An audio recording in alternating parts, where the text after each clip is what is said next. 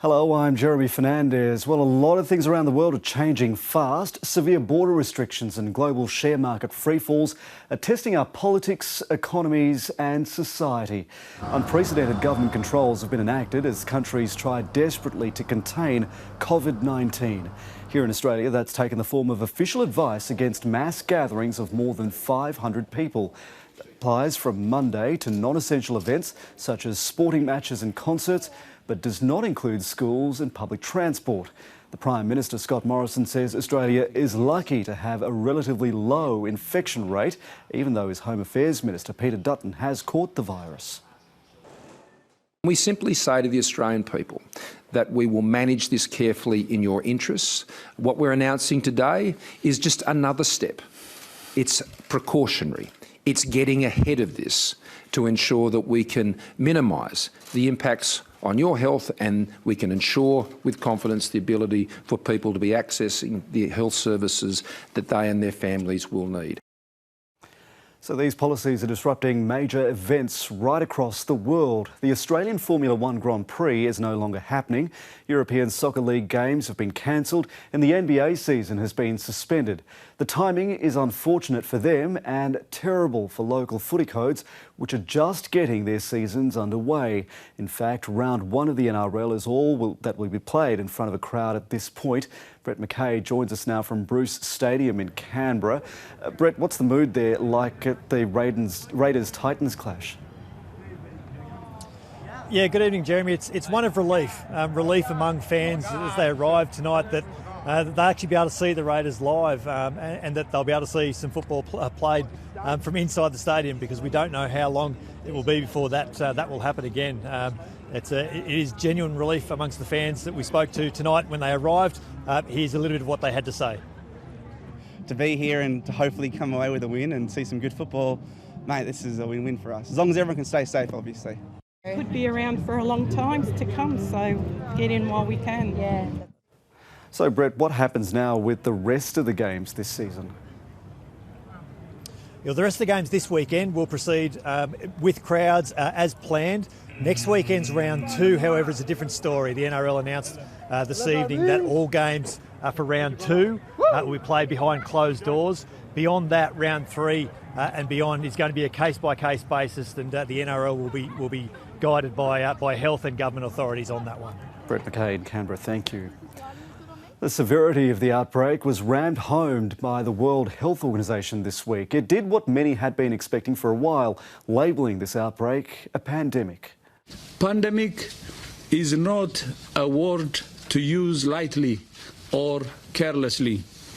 It's a word that, if misused, can cause unreasonable fear. We have rang the alarm bell loud and clear. We cannot say this loudly enough, or clearly enough, or often enough. All countries can still change the course of this pandemic. Well, that announcement by the WHO has triggered a cascading series of global events which have changed the way millions of people go about their daily lives. With thousands of people isolated in their homes, travel bans have been enacted on large parts of the globe. The US announced an unprecedented halt on arrivals from most European countries. This is the most aggressive and comprehensive effort to confront a foreign virus in modern history. I am confident that by counting and continuing to take these tough measures, we will significantly reduce the threat to our citizens, and we will ultimately and expeditiously defeat this virus. That news rocked financial markets, with Wall Street suffering its worst trading day in more than 30 years. The Dow Jones lost 10%, the biggest fall since the 1987 Black Monday crash. European shares suffered their biggest drop ever, and Australian and Asian shares also took a massive hit, but they have recovered some ground. The Australian government is trying to stave off a coronavirus-fuelled recession through $18 billion in tax concessions, one-off payments and other measures. The massive stimulus package is the biggest since the global financial crisis and kills off any chance the government will deliver a budget surplus. Political editor Andrew Probyn explains. At $17.6 billion, it's much bigger than Labor's first stimulus package during the global financial crisis. Pensioners, welfare recipients and concession card holders will receive one-off cash payments. Almost 700,000 small and medium-sized businesses will receive up to $25,000.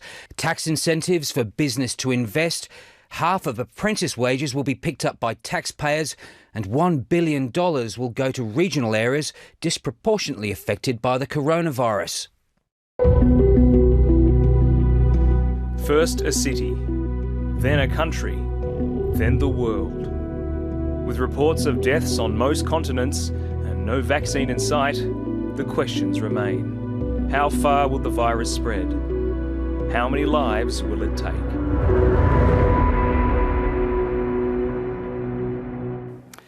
The picture globally is getting worse. There's been close to 5,000 deaths and more than 134,000 cases. And it is important to note that more than 70,000 of those people have already recovered. In Australia, there have been more than 190 positive tests. 3 elderly people have died. Well, as you've seen, there's a lot of information and misinformation about coronavirus, and the advice on what to do is evolving daily. To cut through it all is GP Dr. Brad McKay and the ABC's national medical reporter Sophie Scott. I put some of your questions to them earlier. Let's go to our first question from Richard Eggleston. He asks, I have flu-like symptoms, but I haven't travelled or had any contact with confirmed cases. Should I self-isolate? Now, this has been a big issue, hasn't it? Because there was some advice that if you did have those symptoms, that you should go and get tested, get the coronavirus test, and then self-isolate. But they've sort of pushed back from that, Brad, haven't they? Now they've really been quite specific. They were really overwhelmed. Doctors were overwhelmed with the worried well coming getting tested. So just having the symptoms alone wouldn't really be enough, would it? Yeah, Brad? so the criteria at the moment, our guidance for doctors is that you need to have been travelling overseas in the last 14 days and also have symptoms as well. People are being advised if they've come back from overseas, then they should self-isolate if they can for 14 days from any destination. But if you haven't been in contact with anybody who's been diagnosed with coronavirus, then yeah, we're not being advised to swab people for that.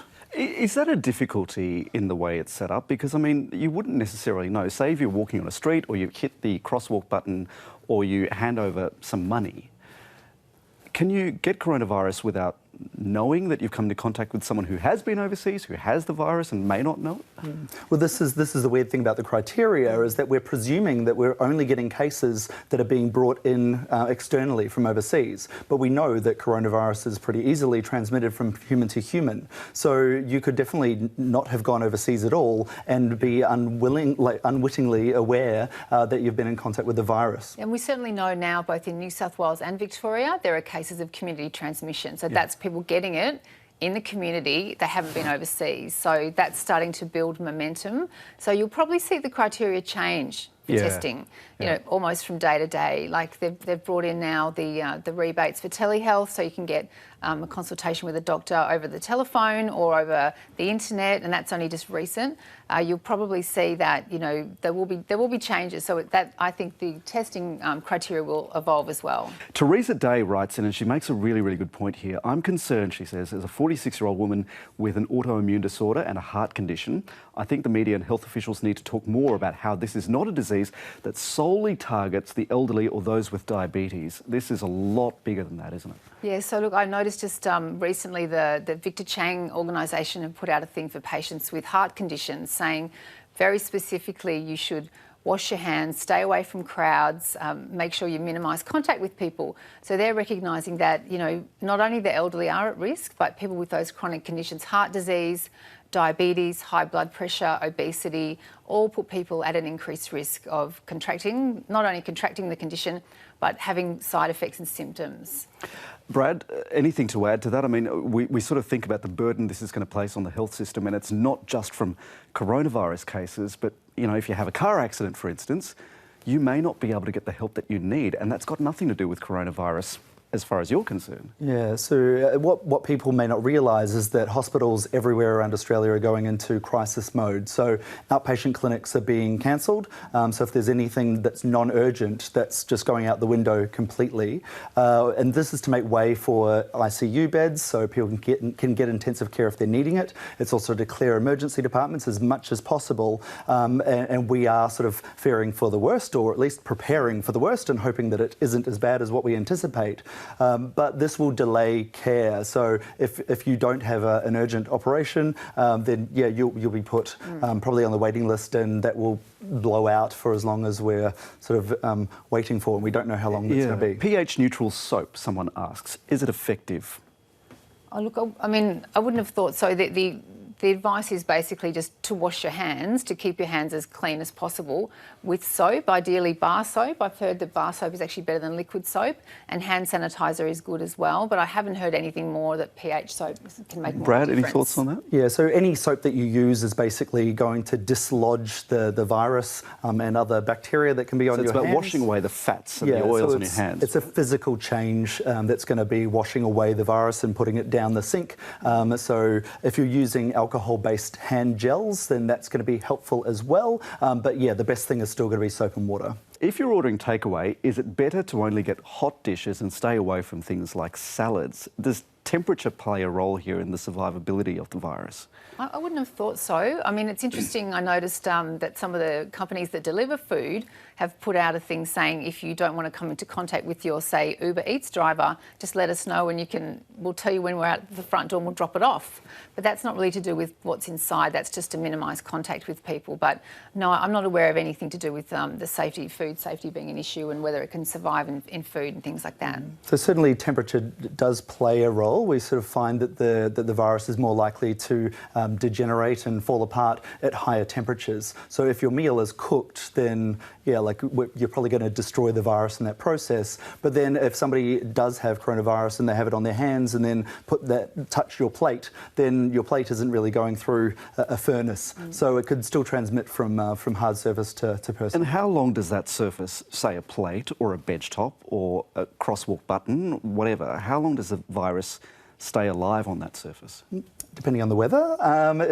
Some of the studies show that it could be even up to 9 days that it could be sitting on a surface. Yeah. So, but yeah, it's hopefully a few hours, but yeah, it depends on the heat, the temperature, the weather. And this is something that we really need to address because this is such a new virus. There's a lot that we don't know about it. Exactly. One of the most interesting things has been just how much science is being done about this virus and how quickly it's getting out to the public, which has been really good. Like often you'll see papers that take weeks and months to get into scientific journals.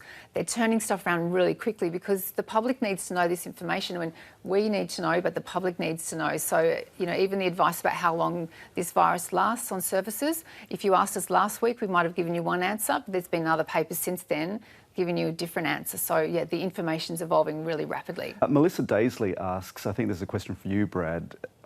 I have symptoms, but I don't qualify for testing. What do I do? So certainly now, if you have any questions, you can certainly get in contact with your GP.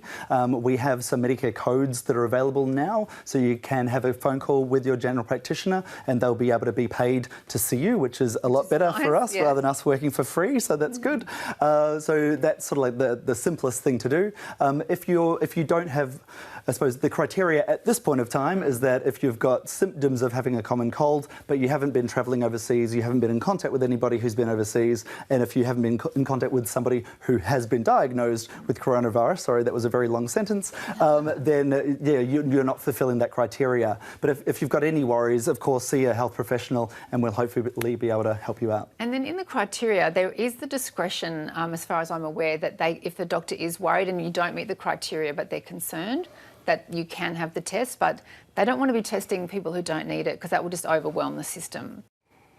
Now, if you want to hear more answers from Dr. Brad Mackay and Sophie Scott, you can check out our full 40-minute chat on the ABC News YouTube channel, and you can, of course, stay up to date with the latest information on the special coverage page on the ABC News website. That's at abc.net.au/coronavirus. Thanks for joining us. Keep your questions coming and we'll do our best to get to them in the coming weeks on our Facebook and YouTube live streams every Friday afternoon and on the ABC podcast Coronacast. From all of us for now, stay safe. Good night.